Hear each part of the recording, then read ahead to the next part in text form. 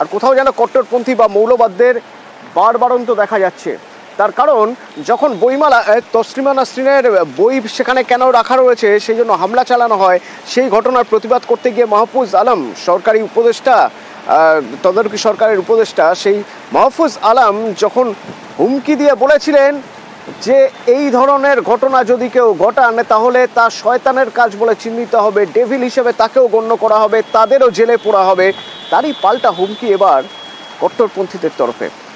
দাবি করা হচ্ছে 24 ঘন্টার মধ্যে এই বক্তব্য যেন মাহফুজ আলম ফিরিয়ে নেন, তা না হলে ফল ভালো হবে না।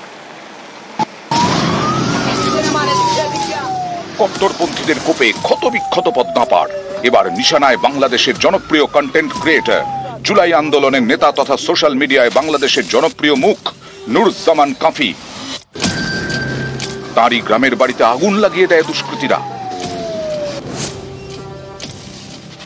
দেখি যেমন চালের উপরে আগুন, দরজা খোলার চেষ্টা করছি, দুইটা দরজা, ছোট একটা বড় একটা লাখ, এবং ওই খিল খুললে টানতেছি, দরজা আসে না, বান্দা।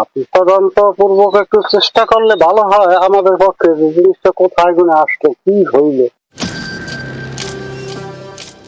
32 নম্বর যারা পুরাইছে তাদের ঘর বাড়ি পুরাই দেওয়া হবে, দিনের মতো পরিষ্কার, তাই হয়েছে। এভাবে আমরা যারা ফ্রন্টে থেকে আন্দোলন করছি তাদেরকে, এবং গাজীপুরেও দেখবেন, এবং উপদেষ্টা নাহিদ ভাই, আসিফ ভাই, তাদের সচিবালয়েও তো আগুন দেওয়া হয়েছে। এই সরকারের ব্যর্থতা আমি মনে করি। আমার আলটিমেটাম 7 দিন, আমি 7 দিনের মাথায় রাজপথে দাঁড়াবো। যদি বিচার না করা হয়, আমার ঘর যদি পূর্ণভাবে উঠানো শুরু না হয়। গত বছরের অগাস্ট থেকে উত্তাল বাংলাদেশ, এর বড়সড় প্রভাব পড়েছে ওপারের শিল্প সংস্কৃতি জগতে। দুদিন আগেই বইমেলাতেও তাণ্ডব চালিয়েছে কট্টরপন্থীরা। টার্গেট হয় একটি বিশেষ স্টল, কারণ এই স্টলে ছিল তসলিমা নাসরিনের লেখা বই চুম্বন। বাংলাদেশের নির্বাসিত লেখিকার বই রাখার জন্য বইমেলায় হামলা হয়। এর বিরুদ্ধে মুখ খোলায় এবার কট্টরপন্থীদের রোষের মুখে ইউনূস সরকারের উপদেষ্টা এবং জুলাই আন্দোলনের নেতা মাহফুজ আলম। মাহফুজ আলমকে মুখ সামলে কথা বলার নিদান খেলাফতে মজলিস সংগঠনের। মন্তব্য প্রত্যাহারের জন্য 24 ঘন্টা সময়সীমা দেওয়া হয়েছে মাহফুজ আলমকে। এর আগে বিদেশের বাংলাদেশের অভিনেতারাও রাজরোষে পড়েন। রাষ্ট্রদ্রোহের অভিযোগে গ্রেফতার করা হয় অভিনেত্রী শাওনকে, একই অভিযোগে আটক করা হয় আরেক অভিনেত্রী সোহানা সাবাকে।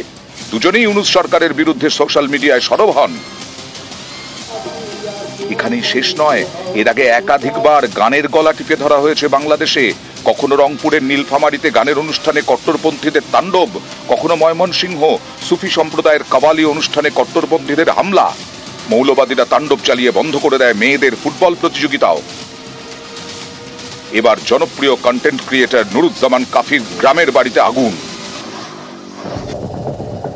গত অগাস্টে বাংলাদেশ ছাড়েন শেখ হাসিনা, তারপর থেকে সেখানে তদারকি সরকার। এবার পদ্মাপাড়ে আত্মপ্রকাশ করতে চলেছে জুলাই আন্দোলনের ছাত্র নেতাদের নেতৃত্বে একটি নতুন রাজনৈতিক দল। সেই দলের প্রধান হতে চলেছেন তদারকি সরকারের উপদেষ্টা নাহিদ ইসলাম।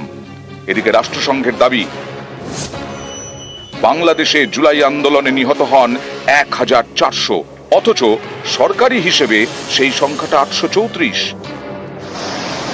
নিউজ 18 বাংলা।